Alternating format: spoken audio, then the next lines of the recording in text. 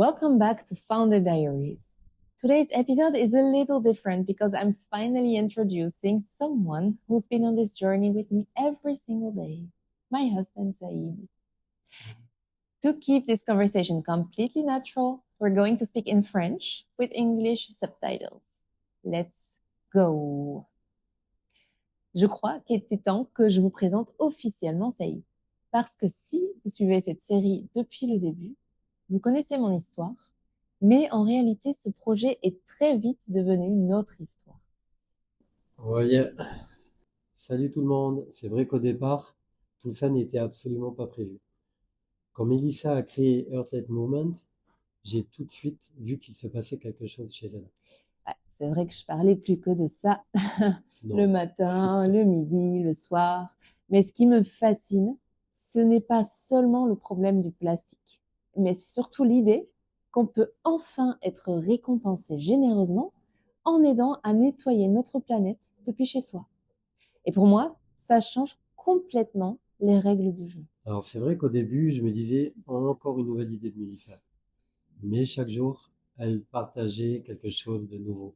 Petit à petit, j'ai compris que ce n'était pas juste un projet écologique, c'était une nouvelle manière de voir les choses. Pendant des années, j'avais l'impression qu'il fallait choisir. Soit tu veux avoir un impact positif, soit tu veux construire une vraie liberté financière. Et c'est vrai que c'est la première fois que je vois un modèle qui essaye et qui réussit à réunir les deux. À partir de là, j'ai pu réussir à penser à autre chose. Moi, ce qui m'a touché, c'est autre chose. Ça fait plus de 30 ans que je surfe et l'océan fait partie de ma vie. Quand on est arrivé à Bali, je rêvais de transmettre cette passion à nos enfants. Le surf, Ouais. la plage, et puis il y a eu la saison des pluies. Les plages couvertes de plastique. Des jours où nos enfants pouvaient même plus jouer sur le sable parce qu'il y avait plus de déchets que de coquillages. Et je voyais que ça touchait Saïd profondément. Et oui, en effet, c'est vrai que c'était pas évident, mais voilà. Aujourd'hui, je me suis posé une question toute simple. Quel océan est-ce qu'on est en train de laisser à nos enfants? Et c'est là que j'ai compris que je voulais vraiment faire partie de la solution.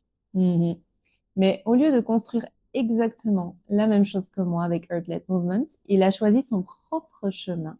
Et c'est pour ça qu'est né Ocean Reset. En effet, Ocean Wizard, ce n'est pas un projet où je prétends avoir toutes les réponses. Je veux simplement raconter des histoires, montrer les personnes qui agissent et les solutions qui existent. Parce que je crois que les histoires donnent envie d'agir. Je crois bien. Et aujourd'hui, c'est ce que j'aime le plus. On construit deux projets complètement différents, mais ils avancent exactement dans la même direction. Oui. Et ça, c'est très important. En termes d'équilibre, c'est génial. Et Melissa a construit Earthlet Movement. Moi, je construis Ocean Wizard. Deux projets différents, mais une seule mission. Notre rêve n'a jamais été seulement de créer un business. Notre rêve, c'est de construire une vie qui a du sens à l'autre bout du monde si on le souhaite, de pouvoir avoir un impact, de créer de la liberté et de montrer qu'il est possible de faire les deux en même temps.